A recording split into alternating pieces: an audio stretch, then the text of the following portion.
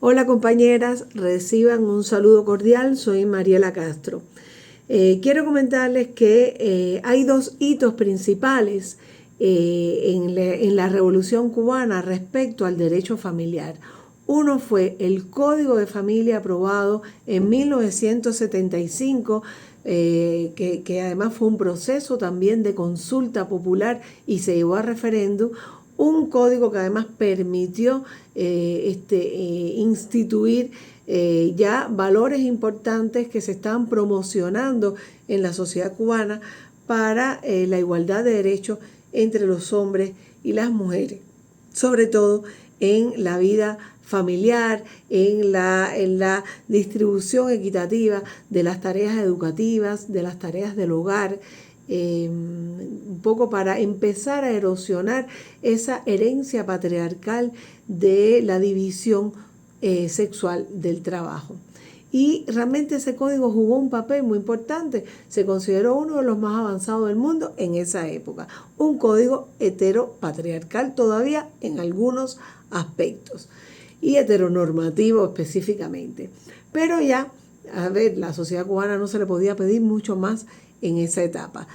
El trabajo de educación, el desarrollo científico, sobre todo en el campo de las ciencias jurídicas, de las ciencias sociales y humanísticas, llevaron a que también la sociedad cubana adquiriera una cultura mucho más sólida en el campo de la familia y en el campo del derecho familiar, pero también todo lo que se avanzó respecto a los derechos de las mujeres y todo lo que incluso se refleja a nivel estadístico, porque Cuba tiene el segundo lugar a nivel del mundo de mujeres parlamentarias. El 53% del Parlamento cubano está integrado por mujeres. Nuestra Asamblea Nacional del Poder Popular.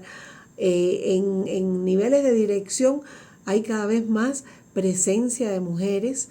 El campo científico cubano predominan las mujeres y hay varios sectores de la sociedad cubana a nivel profesional donde la presencia de las mujeres cada vez más alta. Es decir, que en Cuba hay un respeto por las mujeres, pero todavía el patriarcado, aunque ha sido erosionado y debilitado por los avances de nuestra revolución, realmente todavía hace resistencias importantes y eso nos genera desafíos.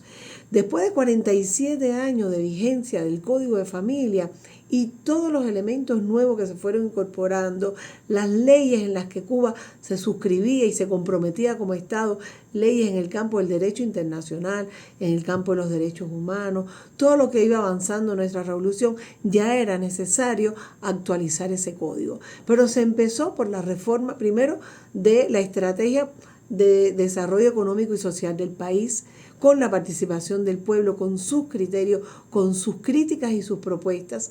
De ahí se pasó a la reforma constitucional, que fue una reforma sustancial de 2019, aprobada en abril de 2019, también sometida a consulta especializada, consulta popular y llevada a referéndum con una participación altísima.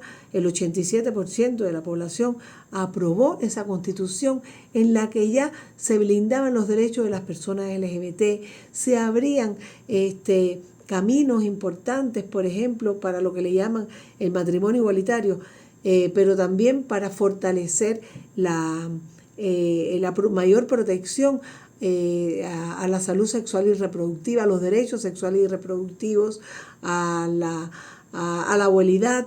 Hay muchos elementos que seguramente otras compañeras les explicarán y ustedes podrán leer este documento tan valioso que hay quienes consideran el más avanzado del mundo, o sea, expertos internacionales lo consideran así, pero además un código que al igual que la Constitución fue escrito con el corazón, con la inteligencia y la sabiduría de nuestro pueblo. Y bueno, se le llama también el código de los afectos porque se ponderan los vínculos afectivos por encima de esa camisa de fuerza que existía de los vínculos biológicos.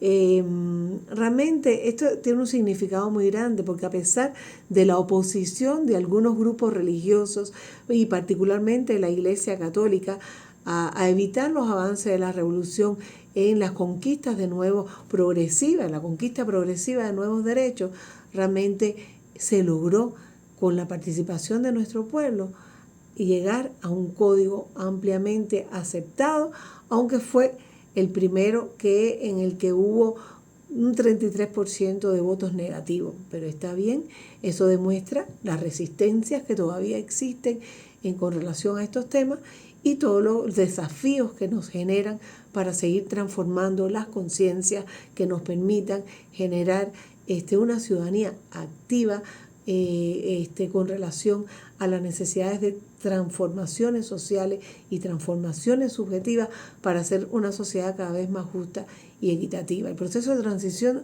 al socialismo es complejo y las conciencias siempre avanzan de manera más rezagada. Y bueno, pues es lo que ha estado sucediendo. Ese es el significado que tiene. Nuestro pueblo aprobó una constitución y un código de las familias muy avanzado, que además dentro del contexto de sociedad socialista, de derechos y justicia social. Y me siento muy satisfecha con el resultado, pero también siento la responsabilidad que todavía tenemos de seguir avanzando para educar y comunicar de manera permanente todos los elementos basados en la ciencia que ayuden a aportar elementos de análisis para monitorear y evaluar cómo va la aplicación de esta nueva legislación en la regulación del derecho familiar. Muchas gracias por su interés en el tema. Les invito a leer este documento tan valioso que ha sido el resultado de la construcción de consensos durante más de 40 años, 47 años que duró el código anterior. Y esa es la importancia que tiene, cómo nuestra sociedad está avanzando en la adquisición de conciencia y de una cultura mucho más rigurosa con relación a los temas que este código trata. Muchas gracias por su interés y reciban un afectuoso saludo. Hasta la próxima.